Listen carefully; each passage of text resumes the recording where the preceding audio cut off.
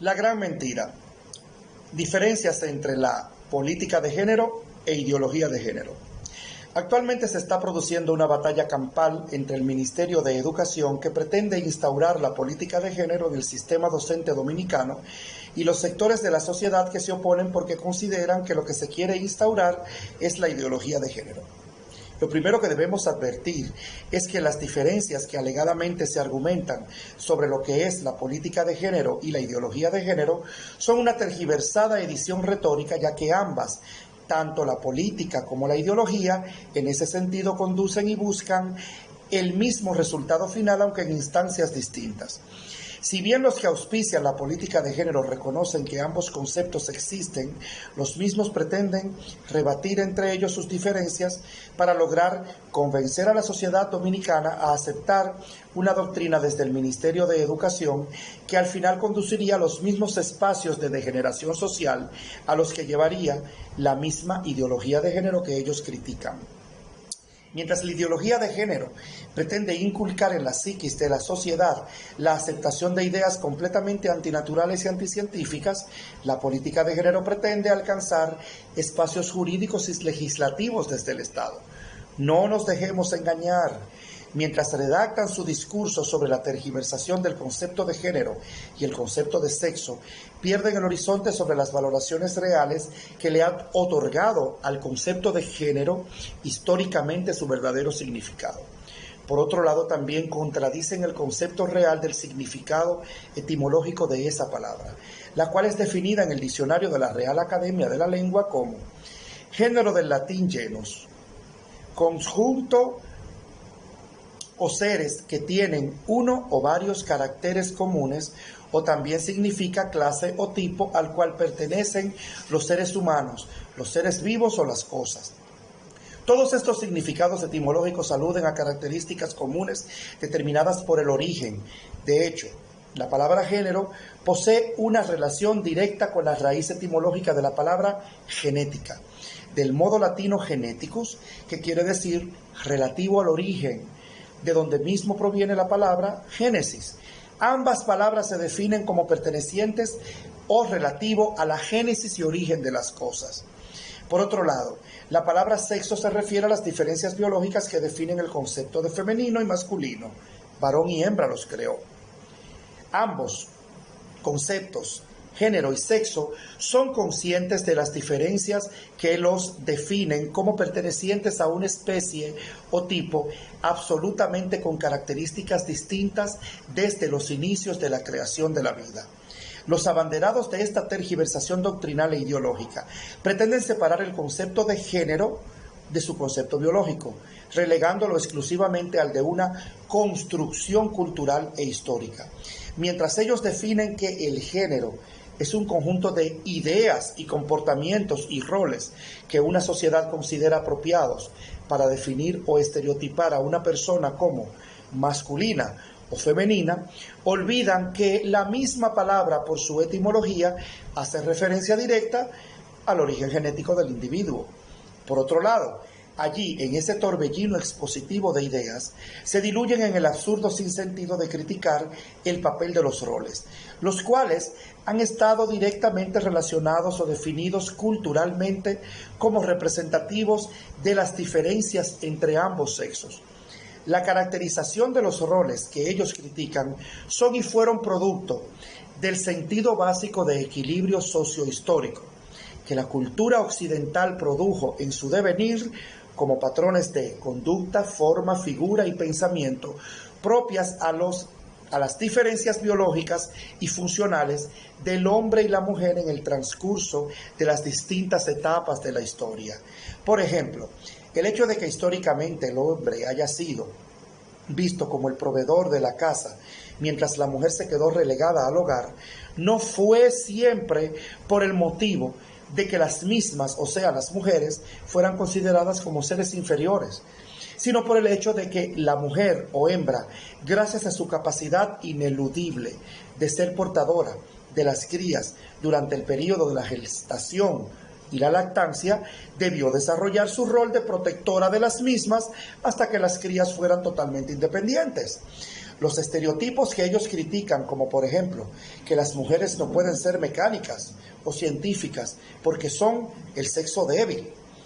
y que los hombres o varones no pueden llorar, son eufemismos que rayan en lo absurdo, ya que en miles de estudios científicos y médicos y psicológicos publicados se ha demostrado que la mujer posee sensibilidades estéticas y humanas y emocionales más profundas que los varones, muchas de ellas debidas a su rol de portadoras de la gracia de la vida humana en sus vientres y también por los cambios hormonales consecuentes a la ovulación.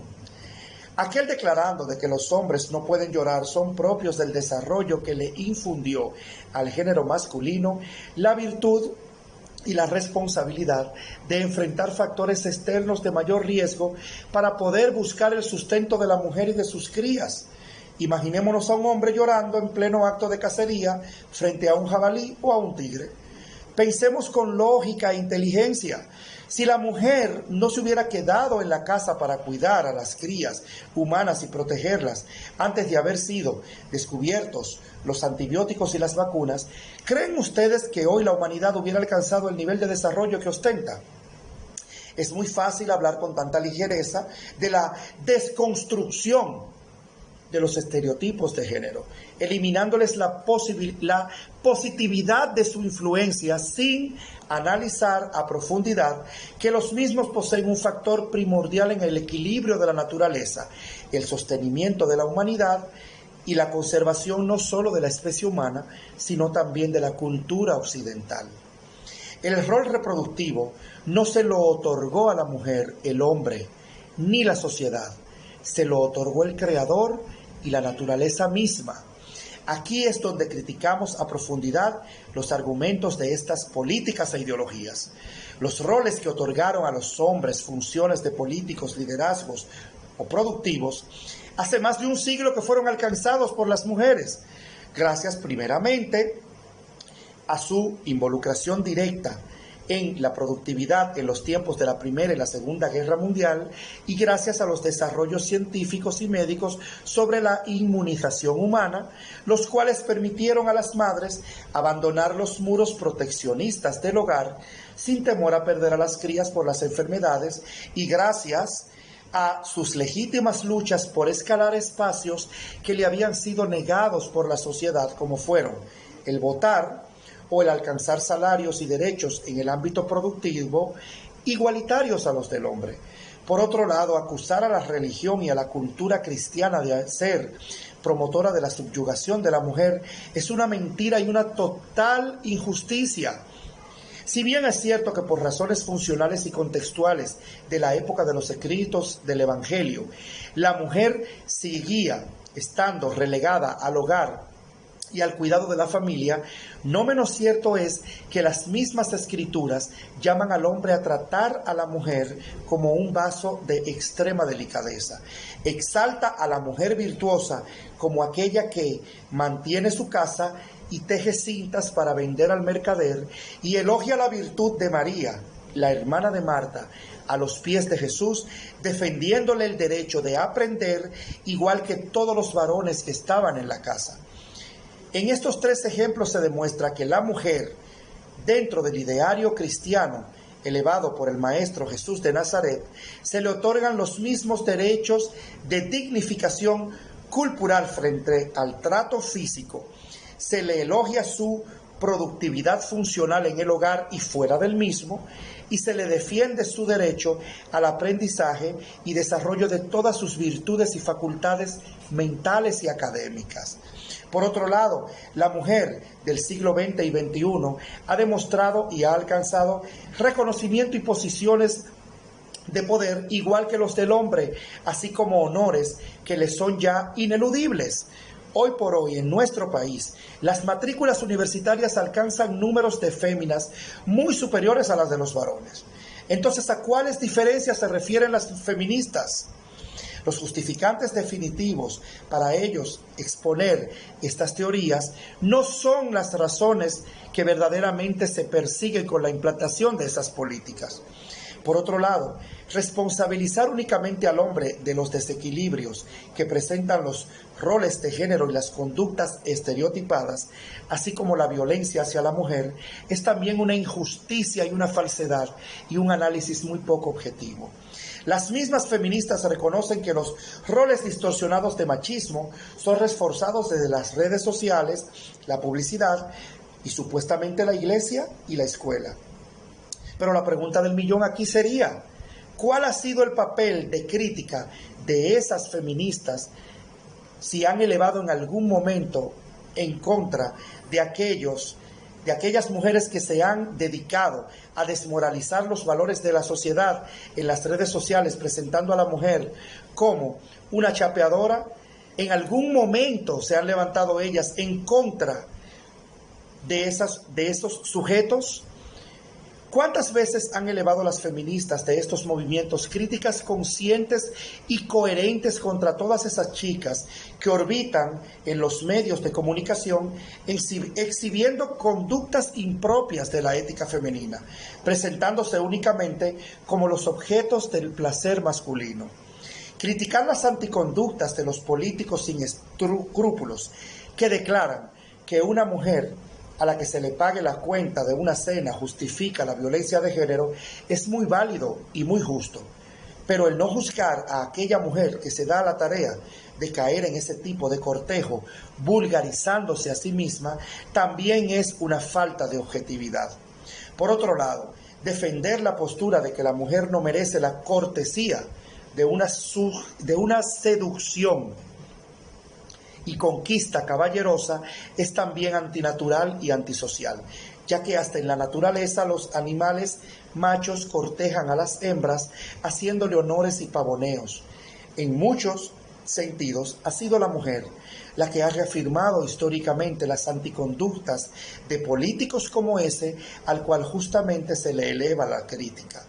El feminismo debe reconocer que en parte también la mujer posee su cuota de responsabilidad en la promoción a través de los medios de comunicación y de la publicidad de su propio papel como objeto, mientras por otro lado, la mujer al abandonar el hogar para dedicarse por razones bien justificadas o no a la productividad, descuidó promover en los hijos aquellos valores que en antaño eran inculcados a los niños y las niñas en las casas. El factor al que nos deberíamos enfrentar no es a la desconstrucción del valor que le otorgó a la sociedad los roles de género.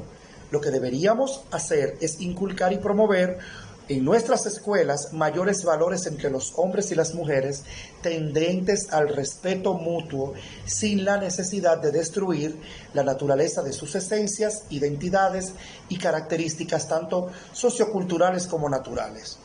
En el pasado, en las familias a donde hubo suficiente doctrina moral, ética y conocimiento intelectual, siempre se le enseñó al hombre que a la mujer no se le toca ni con el pétalo de una rosa. Ese era el refrán utilizado en nuestras sociedades históricamente desarrolladas en equilibrio. Solo deben revisarse las estadísticas sobre los feminicidios hace 5 décadas atrás y las cifras actuales. ¿Por qué, a pesar del avance de las doctrinas liberales y feministas en el mundo, hoy son mayores que ayer los índices de feminicidios? ¿Quién ha fallado? ¿El hombre aisladamente o las políticas de reforzamiento antinaturales y contraproducentes a la ética moral y cívica que se inculcaba en el pasado en nuestras escuelas y hogares? Si bien por la evolución de las sociedades, las relaciones entre el hombre y la mujer todavía necesitan un gran ajuste, no menos cierto es que la desconstrucción que se persigue con la inclusión de la política de género en las estructuras educativas no es la clave para la solución de los desequilibrios que ustedes predicen o persiguen. Ustedes cubren con esas teorías otras agendas ocultas. La política de género es una tergiversación que oculta en su arsenal de argumentaciones una profunda búsqueda por alcanzar legislaciones destinadas a la destrucción del equilibrio de la célula básica de la sociedad, la cual es la familia. Nada garantiza que enseñarle a un niño a llorar o a una mujer a ser mecánica o ingeniera industrial, cosa que ya han alcanzado miles de mujeres en alrededor del mundo, evitará que exista menos violencia de género en el hogar o en la cama. Así como tampoco garantiza ni ha garantizado un mejor control de los embarazos no deseados, la educación sexual aplicada desde hace años en las escuelas, los métodos anticonceptivos o el aborto. Por supuesto que no. Las estadísticas están allí y han sido más altas todas ellas en todos los países del mundo a donde se han implementado esas políticas desde hace décadas. Todos estos desequilibrios están publicados. Mencionarlos aquí sería nunca terminar. El precepto non plus ultra de la política de género es trazar pautas para contribuir con el proceso de desconstrucción de los estereotipos de género que permean la sociedad dominicana en todos los niveles y estratos, y de lo cual no escapa el sistema educativo y sus diferentes actores. Precisamente, al desconocer el sentido de la etimología y el significado de la palabra género para el equilibrio de la sociedad, es que el resultado de la aplicación de dicha política apuntaría a una desconstrucción absolutista del concepto de la familia y por ende empeoraría aún más el deterioro del tejido estructural sobre el cual descansa la estabilidad de la sociedad occidental. Por otro lado, ellos justifican que la política de género debe ser implementada desde la escuela para proteger a la mujer de la violencia, pero al mismo tiempo se niega la lectura de las escrituras y el análisis de la religión cristiana en la misma, siendo precisamente aquella religión la que exalta mayormente las virtudes de la virginidad, el recato y mirar el sexo con mayor responsabilidad, el decoro y el buen trato de la mujer, la bondad humana y la fidelidad de la pareja. No entendemos tal contradicción. Si poseemos en nuestro ideario dos frases tan excelsas como ama a tu prójimo como a ti mismo y el respeto al derecho ajeno es la paz para perfilar nuestro equilibrio como sociedad, una dictada por nuestro Señor Jesucristo y la otra dictada por Benito Juárez, si verdaderamente ellos persiguieran un equilibrio sustancial, con solo inspirarnos en esas dos frases encontraríamos un balance perfecto. Perfilaríamos una armoniosa enseñanza y una figuración de amplísima estética moral, afirmando las virtudes de nuestra identidad cristiana y las virtudes de un humanismo completamente positivista. Por supuesto, la política de género pretende obligar al Estado, ellos mismos utilizan la palabra obligar, a proteger a la mujer. Falso. Eso no lo creemos. Lo que sí buscan es obligar al Estado y a la sociedad dominicana a cumplir con una agenda globalista y anticristiana, tendente a la instauración del nuevo orden mundial, claramente definido en las Escrituras como el orden del anticristo. He allí el verdadero objeto de la política e ideología de género, la desconstrucción total de las plataformas que han servido de base a la cultura occidental. Defender los derechos de la mujer enseñándole a un niño que el rol de varón o hembra en la sociedad depende de la cultura y no de la naturaleza es un abuso y una violación al derecho del infante. Tampoco es justificable en una época en la que el equilibrio y el derecho jurídico de la mujer ha sido ratificado en todas las constituciones del mundo occidental. En la Constitución Dominicana, el artículo 4 protege a la mujer en toda su extensión y la eleva al sitial de la igualdad absoluta con el hombre frente a la ley, como debe de ser. Si ellos mismos reconocen que la ideología de género pretende tergiversar los conceptos de la naturaleza, no entendemos entonces cómo desligan el concepto de la palabra género de su connotación sexual. ¿Qué es entonces la ideología de género? ¿Y cómo se desligan entonces desde el inicio el sentido de la palabra género de su connotación sexual? Esto es un juego de palabras absurdas dando vueltas como una noria sin parar, que terminan llegando al mismo punto de partida, ya que para ambas, la ideología de género y la política de género, los resultados y los objetivos son los mismos. La una y la otra se solapan y se emparejan al antojo del interlocutor. Ellos mismos se contradicen al reconocer que existe una identidad de género relativa a la identidad sexual genética, cuando critican los conceptos desequilibrados de la ideología de género. Sin embargo, niegan al inicio la relación que existe entre la palabra sexo y la palabra género. Entonces, ¿en qué estamos?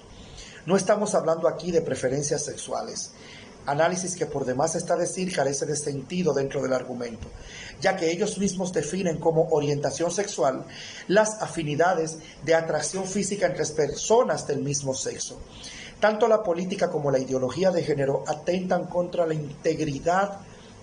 y la identidad íntegra del individuo y su posición frente a la naturaleza, provocando a ambas un desequilibrio intrínseco de la posición y la función del individuo frente a su universo mediato y el cosmos,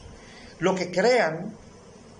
la confusión para ganar terreno son ellos mismos, pretendiendo que en este juego de giros conceptuales alcanzar de esa forma el objetivo de que los demás cedan por inercia. De lo que estamos hablando aquí es de desconstruir a la familia y desconstruir el equilibrio psicológico de nuestros niños, niñas y adolescentes. Mientras la política de género se dirige al plano de alcanzar poder jurídico a través del Estado, legislando, la otra ideología de género busca alcanzar poder doctrinar en la mente de nuestras futuras generaciones. Una busca desconstruir el paradigma cultural de los estereotipos varoniles y femeninos por obligación legal, mientras la otra busca desconstruir el equilibrio psicológico del individuo con respecto a la aceptación sexual de su identidad, partiendo de la fisiología definida por los genitales del varón y de la hembra. Al demostrar nosotros que el género va directamente relacionado con el concepto de sexo biológico y que la construcción de los roles de género ha dependido coherentemente de las funciones naturales y biológicas que históricamente el sexo genético ha definido operativamente para ambas partes, varón y hembra, dentro de la raza humana, comprobamos y afirmamos que lo que se persigue aquí es una agenda fáctica, económica, plutocrática, impuesta por sectores externos muy oscuros de poder. Una cosa es defender el respeto a la orientación sexual del individuo,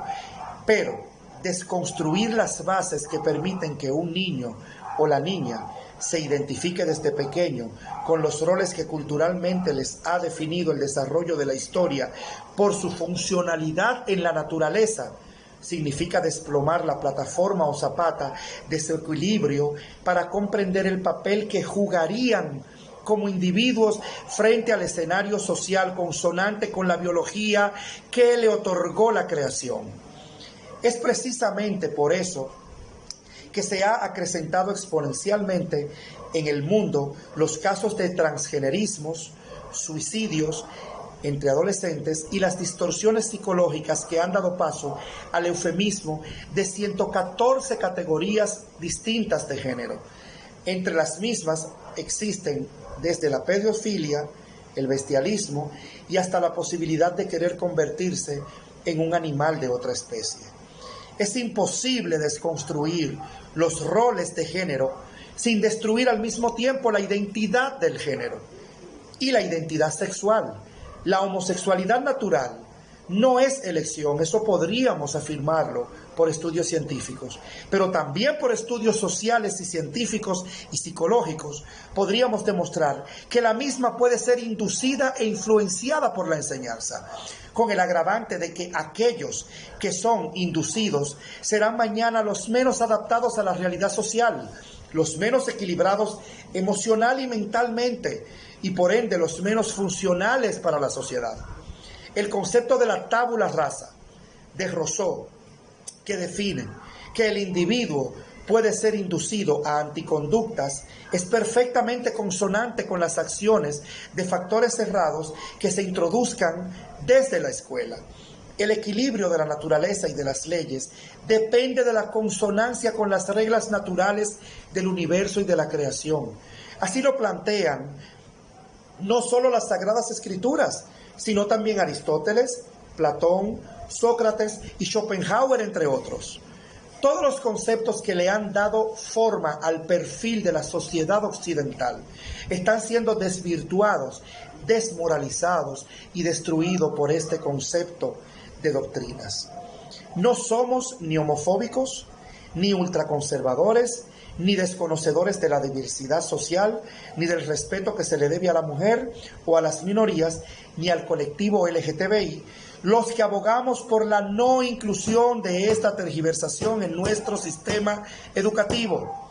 El movimiento internacional Con mis hijos no te metas es una reacción sintomática a la imposición de una política fáctica que busca un desmembramiento absoluto de lo que somos, de lo que hemos construido y de todo lo positivo que hemos alcanzado como sociedad en Occidente. Abusivamente nos vemos asediados por organismos internacionales que han encontrado aquí, en este hemisferio, un espacio de mayor tolerancia que en las otras culturas orientales y medio orientales, en las cuales ni la ONU, ni la Oxfam, ni la UNICEF, ni el ACNUR, ni la CIDH han sido capaces de exigir esas inclusiones. Con mis hijos no te metas es un grito en contra del abuso que desean hoy cometer esas minorías a las cuales la sociedad occidental ha aceptado paulatinamente, respetándoles sus derechos, pero hoy se elevan sin escrúpulos de ninguna índole en contra del derecho que poseen las sociedades mayoritarias a que se les respete su fe, sus buenas costumbres y su perfilación de identidad como sociedad históricamente consolidada. Con mis hijos no te metas es un stop que está demostrándole a la comunidad LGTBI, a las feministas y a los corruptos liberales que están destruyendo con los pies toda la aceptación y logros legítimos que alcanzaron en el pasado para ser incluidos y aceptados como parte de una valiosa diversidad en nuestra sociedad. Con mis hijos no te metas es una espada blandeada que está dividiendo a las sociedades. Aquellos que defienden esas teorías olvidan que están siendo utilizados como carne de cañón para cumplir compromisos de la agenda plutocrática históricamente dominante de un grupo de multinacionales que han convertido el aborto, el comercio de anticonceptivos y las operaciones de cambio de sexo y la venta de hormonas en un negocio megabillonario, mientras se infunde al mismo tiempo inmoralidad, antinaturalidad y degeneración. Nosotros, los conservadores, completamente objetivos, no nos negamos a un ajuste o cambio para el equilibrio, sino al cataclismo e involución social sin precedentes que impondría en la historia de la humanidad la implantación de estas teorías. Decir que la política de género no es una ideología o que carece de ella es otra de sus grandes mentiras, ya que ninguna política en el mundo, ni hoy, ni antes, ni después, ha podido ser efectiva sin apoyarse y sustentarse en las ideologías, pues que la etimología de la palabra política en su sentido más amplio es la búsqueda del poder, arte o traza con la que se conduce un asunto o se emplean los medios para alcanzar un fin determinado frente a la sociedad, y siendo la sociedad entonces un conglomerado definido por ciertos conceptos que lo identifican, tanto cultural como filosóficamente hablando, es imposible iniciar esa búsqueda de poder sin adoctrinar y sin ampararse en las ideologías que pretenden concluir en estos fines. Las razones por las cuales nos oponemos a la política de género es porque es imposible desligarla de la ideología de género, pues al hablar de desconstruir los estereotipos históricos que definen o caracterizan y perfilan la funcionalidad del género masculino y femenino en la cultura occidental, obviamente chocaremos de frente con los mismos aspectos biológicos que influenciaron a la cultura y a la historia para definirlos. Para imponer una política de género efectiva, habrá que imponer por obligación una ideología de género, ya que por la intrínseca relación de ambos conceptos están enlazados de tal forma que es imposible desligarlos. Dominicano, no te dejes engañar por estos discursos. Los mismos han sido redactados por un grupo de mercenarios de causas tergiversadas, muy bien financiados por aquellos que pretenden alcanzar paso a paso más escaños de poder, más ganancias económicas desde el Estado y la macabra instauración de una agenda anticristiana del nuevo orden mundial. En la República Dominicana no hace falta esa doctrina para superar en el país la violencia de género. Lo que hace falta es más moral y más cívica, más ejemplo de nuestros políticos, más compromiso de nuestros padres, más compromiso de las madres, mejores ejemplos de las mujeres y los hombres, más compromiso de la escuela en el reforzamiento de toda la moralidad que conceptualizaron Salomé Ubereña, Eugenio María de Hostos y Ercilia Pepín, entre otros. Todos ellos, hombres y mujeres de fe, positivistas, grandes humanistas y grandes arielistas, capaces de hallar en el ejemplo de la vida del Señor Jesucristo el más equilibrado concepto de respeto hacia el ser humano, hacia Dios y hacia las leyes que rigen el universo. Es por ello que la Biblia y la cruz son el centro de nuestro escudo y por ello el verso que dicta: conoceréis la verdad y la verdad os hará libres. No te lleves de sus mentiras. Nunca olvides que en la fragua de la escuela nuestra patria fue forjada y es allí, en esa fragua, fundada bajo el ideal de Duarte y en el nombre de la Santísima, Augustísima e Indivisible Trinidad del Dios Omnipotente, juramento que dio origen a la nación dominicana, donde se encuentran los tesoros de los conceptos bajo los cuales estamos llegados y llamados a seguir permaneciendo para conservar nuestra identidad como país. Ninguna nación del mundo tiene el honor de ser llamada la nación de los guardianes del Altísimo o de los guardianes de las verdades del Altísimo. Esa es la etimología de la palabra dominicano: dominus, creador, canus, perro, guardián. Dile no el 4 de julio a la política de género frente al Ministerio de Educación y dile sí a la lectura de las Escrituras y de la Biblia en nuestras escuelas y planteles educativos, porque esa es la genética verdadera de nuestro origen. Muchas gracias, dominicanos. La gran mentira: diferencias entre la política de género e ideología de género.